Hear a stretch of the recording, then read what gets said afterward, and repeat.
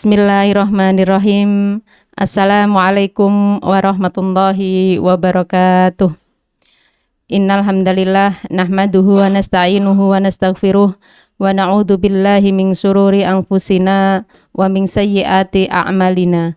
May yahdihillahu fala mudhillalah wa may yudlilhu fala hadiyalah. Amma ba'du.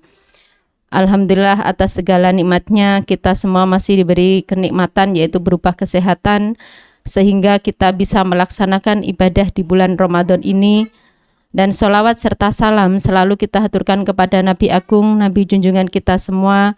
Semoga kita semua kelak mendapatkan syafaat di yaumul qiyamah. Allahumma amin. Sahabat Salimah rahimakumullah,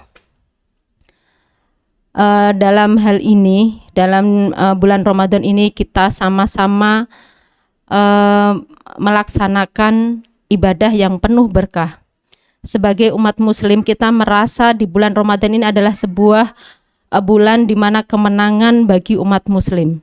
Karena kita bisa merasakan betapa nikmatnya beribadah di bulan ini dengan sebaik-baiknya. Adapun kemenangan seperti apakah yang diperoleh atau yang diraih sebagai umat muslim, di sini ada 3. Yang pertama yaitu kemenangan spiritual, yakni kemenangan jiwa. Jiwa yang menang adalah jiwa yang selalu bersih dan suci dari berbagai kotoran, yaitu seperti halnya syirik, sombong, hasad, dan dengki, dan berbagai penyakit hati lainnya. Dalam firman-Nya surat As-Sams ayat 9-10 yang artinya, sungguh telah menang dan beruntung orang yang mensucikan jiwanya, dan sungguh merugi orang yang mengotorinya.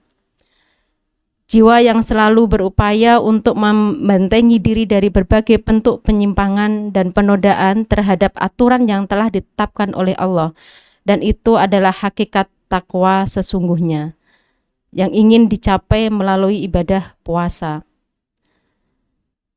Ada satu karakter jiwa yang ingin dibina oleh bulan Ramadan ini, yaitu jujur dan amanah.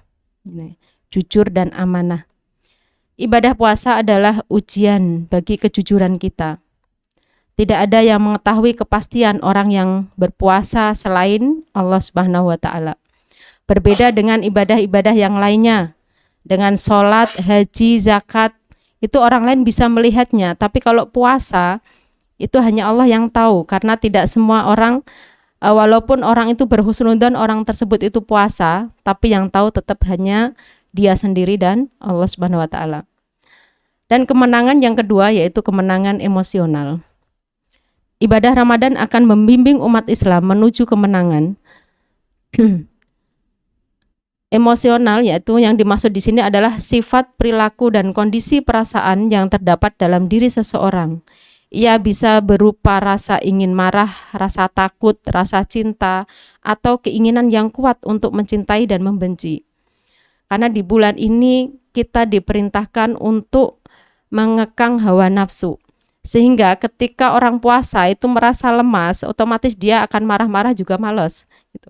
Makanya untuk mengekang hawa nafsu, terutama adalah marah, itu yang sangat sulit orang itu untuk mengekang hawa nafsunya, yaitu dengan contohnya adalah seperti halnya marah.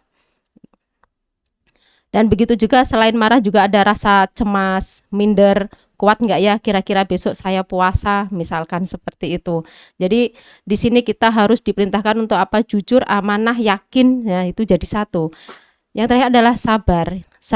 Di sini dalam Islam bukanlah satu kelemahan. Jadi sabar itu bukan satu kelemahan, tetapi sabar justru merupakan satu kekuatan. Dengan kesabaran yaitu merupakan karakter yang sangat mulia dan ia bisa raih dengan cara melatih dan membiasakan diri dengan maka bulan Ramadan merupakan kesempatan yang besar bagi seorang muslim untuk melatih kesabaran itu. Ia dilatih untuk mengontrol jiwanya dari pengaruh hawa nafsunya. Dengan begitu ia bisa keluar dari bulan Ramadan sebagai pribadi yang kuat dan pandai mengendalikan diri dan emosinya.